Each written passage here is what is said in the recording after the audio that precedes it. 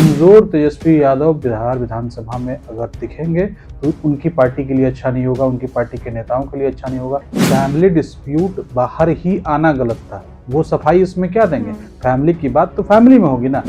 अभी क्या है ना कि तेजस्वी और बीजेपी ये दोनों आमने सामने रहेंगे। नीतीश कुमार अभी बैठकर मजा लेंगे। भाजपा चूंकि सबसे बड़ी पार्टी बनी है और आरजेडी को बुरी तरह से हार मिली है, तो भाजपा ये चाहेगी कि तेजस्वी यादव को इन 4-5 सालों में पूरी तरह से क्रश कर दिया जाए, ताकि वो उठ खड़े ना हो पाए, उनकी पार्टी खड़ी ना हो पाए। कभी खत्म मतलब हो गए, हार गए, कभी नहीं आएंगे, ऐसा कभी नहीं होता है। आप देखिए नीतीश कुमार ने समता पार्टी बनाई, 7 विधायक जीते। नीतीश कुमार ने बाउंस बैक जब किया तो करते ही चले गए ना। बिहार का चुनाव खत्म हुआ और सरकार भी बन गई। गृह मंत्रालय भले ही सम्राट चौधरी के पास चला गया, लेकिन चर्चा करेंगे तेजस्वी यादव की। देखिए, तेजस्वी यादव ने अपनी आखिरी प्रेस कॉन्फ्रेंस 13 तारीख को की थी और उसके बाद से तेजस्वी लगातार गायब थे और सत्ता पक्ष के लोग तो ये बोलने में नहीं थक रहे थे कि तेजस्वी किस मुंह से आएंगे, लेकिन तेजस्वी यादव आ गए हैं, मैदान में आ गए हैं और अब बीजेपी के पसीने छूट रहे हैं कि जो पूरा सोच रहे थे ना कि अकेले काम करेंगे, तो अब क्या होगा, चर्चा करेंगे। सर कैसे देख रहे हैं? तेजस्वी यादव अब आ गए हैं मैदान में, अब वापस जो है वो ट्वीट कर रहे हैं, तमाम चीजें खुलकर बोल रहे हैं। कल भी अपने जो कार्यकर्ता है उनसे मिले हैं।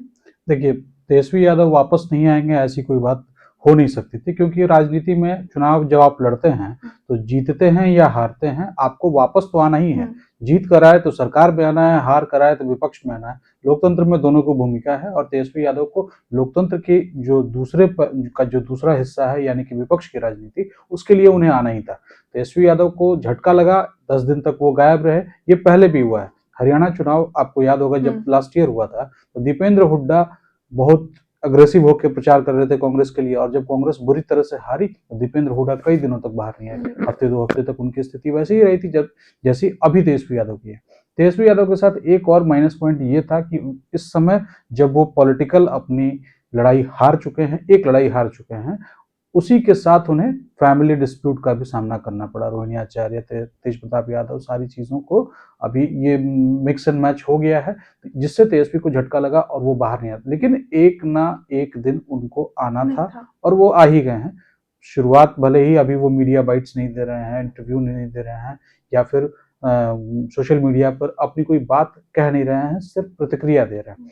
तो धीरे धीरे वो सब कुछ होगा, क्योंकि जैसा कि है अभी बिहार का शीतकालीन सत्र 1 दिसंबर से शुरू हो जाएगा, तो उसमें भी उन्हें आना है। और कमजोर तेजस्वी यादव बिहार विधानसभा में अगर दिखेंगे तो उनकी पार्टी के लिए अच्छा नहीं होगा, उनकी पार्टी के नेताओं के लिए अच्छा नहीं होगा। जो 25 विधायक जो जीत के आए हैं, इंक्लूडिंग उनके, वो उस पार्टी के लिए अच्छा नहीं होगा, और उस पार्टी की जो पॉलिटिक्स है, उसकी जो नीति है, उसके लिए अच्छा नहीं होगा। इसलिए तेजस्वी यादव को आना था, तो आ रहे हैं धीरे धीरे। अच्छा, फैमिली डिस्प्यूट पे उन्होंने कुछ भी खुलकर सामने नहीं रखा ना, उन्होंने इस पे कुछ ट्वीट किया ना, अपनी सफाई देना कि यार सफाई देते हैं। फैमिली डिस्प्यूट बाहर ही आना गलत था, वो सफाई इसमें क्या देंगे?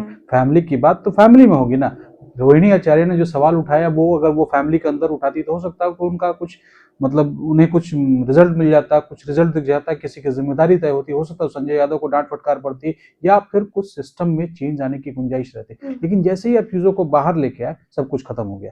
आप बाहर फैमिली की बात बाहर डिसाइड नहीं होगी।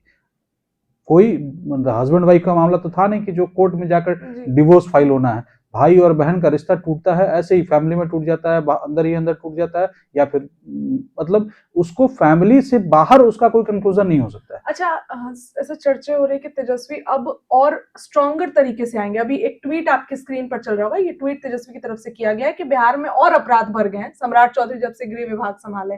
तो क्या इस बार विधानसभा में और मजबूत दिखेंगे तेजस्वी यादव, चूंकि अब तो गृह विभाग भी सम्राट के पास है? अभी क्या है ना कि तेजस्वी और बीजेपी ये दोनों आमने सामने रहेंगे।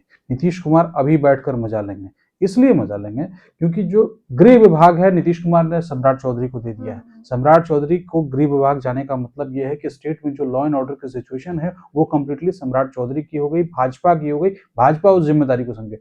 कोई भी राज्य, कोई भी देश जो अपना जो अभी सर्कमस्टांसेस हैं उसमें बिल्कुल क्राइम फ्री नहीं हो सकता है। हो सकता है कि ऑर्गेनाइज्ड क्राइम पे सरकार कंट्रोल लगा ले, डिपार्टमेंट बहुत मेहनत करके, पुलिस बहुत स्ट्रांगली काम करके उसको कंट्रोल कर सके, लेकिन अनऑर्गेनाइज्ड क्राइम होते रहेंगे। जैसे कहीं घटना हो जाएगी, कोई किसी को मार देगा, कोई भाई किसी को मार देगा, कोई कुछ हो जाएगा, ये चीजें चलती रहेंगी और विपक्ष ऐसी ही चीजों को आगे बढ़ाएगा। तेजस्वी का ऑफिशियल जो उनका ऑफिस का हैंडल है अभी एक्स, उससे भी 4 पोस्ट है, उसमें भी जो अटैक था वो सीधे सीधे तेजस्वी यादव ने सम्राट चौधरी पे किया। तो वही पहले तेजस्वी और सम्राट भिड़ते थे विधानसभा में सबसे ज्यादा, लेकिन अब चूंकि गृह मंत्रालय उनके पास, तो ये लड़ाई तो बहुत ज्यादा और हो जाएगा ना अटैक मोड में। भाजपा चूंकि सबसे बड़ी पार्टी बनी है और आरजेडी को बुरी तरह से हार मिली है, तो भाजपा ये चाहेगी कि तेजस्वी यादव को इन 4-5 सालों में पूरी तरह से क्रश कर दिया जाए ताकि वो उठ खड़े ना हो पाए, उनकी पार्टी खड़ी ना हो पाए। तो भाजपा जितना अटैक करेगी, तेजस्वी उतना ही काउंटर करेंगे। यही सिस्टम है। तेजस्वी पर काउंटर अटैक आएगा, वो काउंटर करेंगे। तेजस्वी पर अटैक जंगल राज के लिए हुआ था, अब तेजस्वी महाजंगल राज के बस वही एनडीए का जो सो कॉल्ड जंगल राज है वो दिखाएंगे। अच्छा, ऐसा है क्या? तेजस्वी कमजोर पड़े हैं क्या? कई लोग बोल रहे हैं किस मुंह से आएंगे, तो भाई ये तो आप भी हारे थे कभी। नहीं, किस मुंह से आएंगे ये कभी नहीं होता है। भाजपा का भी 2 सांसदों की पार्टी थी, आज सत्ता है, तो ये तीसरी बार लगातार सत्ता है। उससे पहले भी सरकार 3 बार बना चुकी। अटल बिहारी वाजपेयी 3 बार प्रधानमंत्री रहे, ठीक है, अल्पमत की सरकार थी, इस बार पूर्ण बहुमत की सरकार थी, 2 बार पूर्ण बहुमत की सरकार थी। उसके बाद से अभी भी उनका गठबंधन को पूर्ण बहुमत है। तो कभी खत्म मतलब हो गए, हार गए, कभी नहीं आएंगे, ऐसा कभी नहीं होता है। आप देखिए नीतीश कुमार ने समता पार्टी बनाई, 7 विधायक जीते। नीतीश कुमार ने बाउंस बैक जब किया तो करते ही चले गए ना। 2025 का चुनाव उनका, इस चुनाव को जीतकर वो 10वीं बार शपथ ले ली। इसका मतलब ये है कि उन्होंने अपनी स्वीकार्यता 0 टू ये यहाँ पर अपनी इस जीत तक लेके आए। नीतीश कुमार अपना 2 विधानसभा चुनाव जो शुरुआती था वहां भी हारे हैं। तो नीतीश कुमार हार गए, इसका मतलब ये कभी नहीं हुआ कि हम आगे नहीं बढ़ सकते। लालू यादव की पार्टी 22 सीटों पर जीती थी 2015 में, तब 2010 में, तब लालू यादव सीएम फेस थे, वो हारे।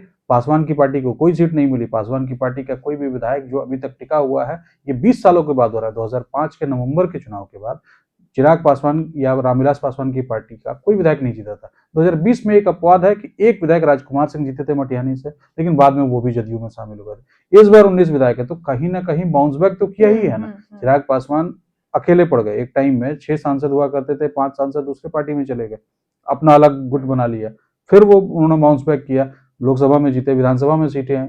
तो ये राजनीति में बाउंस बैक होते रहता है। शर्त यही है कि आप उसको किस तरह से लड़ते हैं। अगर आप मायावती की तरह लड़ेंगे तो पिछले 20 सालों में मायावती का वोट परसेंटेज 1/3 हो गया, कभी 30% उनका वोट परसेंटेज यूपी में था, आज वो 9% के आसपास हो गया। तो मायावती की तरह लड़ेंगे तो खत्म होते जाएंगे।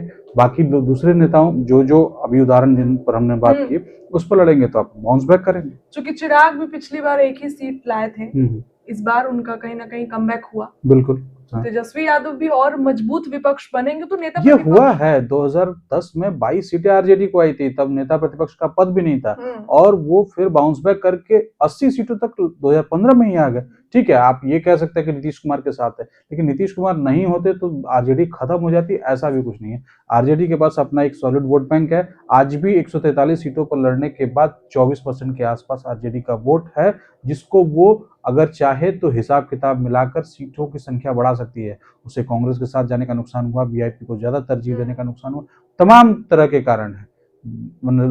जो लुभावनी योजनाएं हैं, बेनिफिट्स वाली योजनाएं, उसके बाद भी बहुत तरह की चीजें थी जिसके कारण आरजेडी को नुकसान हुआ। तो वो हो सकता है कि अगली बार वो ठीक ठाक कर ले, क्योंकि वोट बैंक इस बार भी नहीं छिटका है, वोट बैंक कंटिन्यू है तेजस्वी यादव के साथ।